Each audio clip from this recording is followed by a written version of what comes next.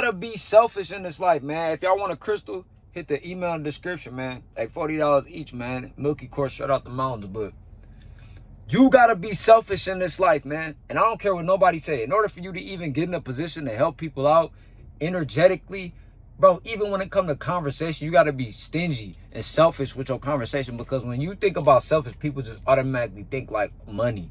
Or you think like, oh, you don't want to share your food or something like that. Nah, bro, it could be your energy. Like, let me give you an example, bro. Recently, as I've been getting older, I just stopped talking to my family a lot because they're drained. It's not that I don't love them and I don't want to talk with them, and it's just like they don't uplift me when I talk with them. So what's the point of draining my life force energy trying to talk with them, and everything that I thought I was telling them that was inspiring them, they double back within weeks and hit me with the same trauma bonding fallacy. You know what I'm saying? I don't want to hear about your loop. I don't want to hear somebody stuck in a loop like they playing Portal 2 on Xbox 360. I don't want to hear that loop, man. I broke out my loop. I destroyed it. I burnt it. Flamed it up. So it's like when somebody hit me with they same stuck loop, I'll be like, bro, I'm not trying to hear that, bro. I ain't gonna lie to you, bro. And it's like no matter how empowering you start the conversation, it will find some way to drag you down. Or find some way to find some type of confrontation.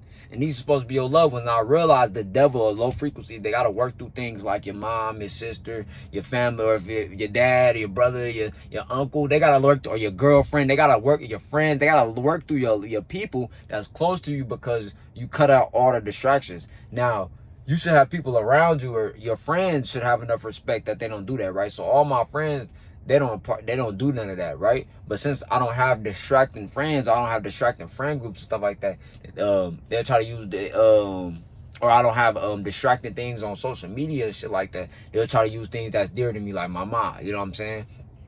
So this the thing about it though, right? You're gonna have to be selfish in order to even get to a point where you have enough energy to decide if you want to be a giving person or not. Because if all you just doing is getting taken from, take, you giving, they just taking. A giver burns out.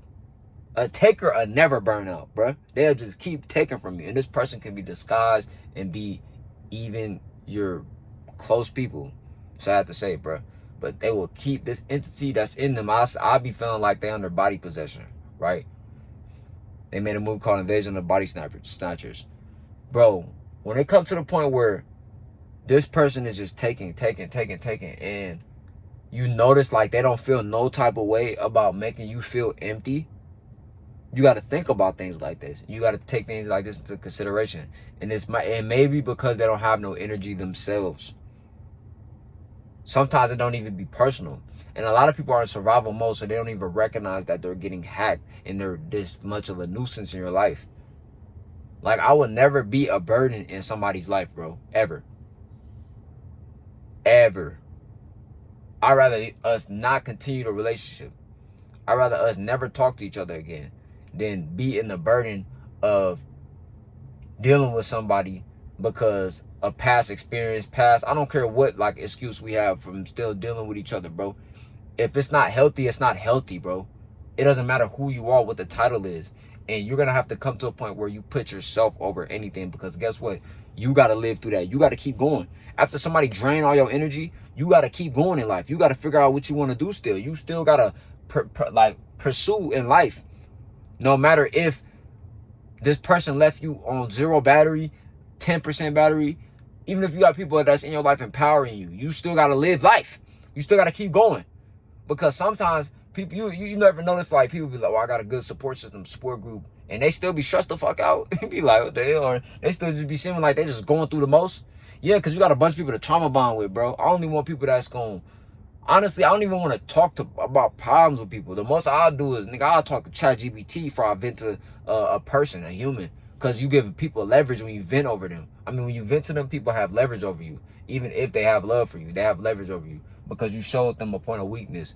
Now, you might say, like, oh, as a human, we're supposed to show signs of weakness and show signs. No, not in spiritual warfare. There ain't no signs of weakness, bro.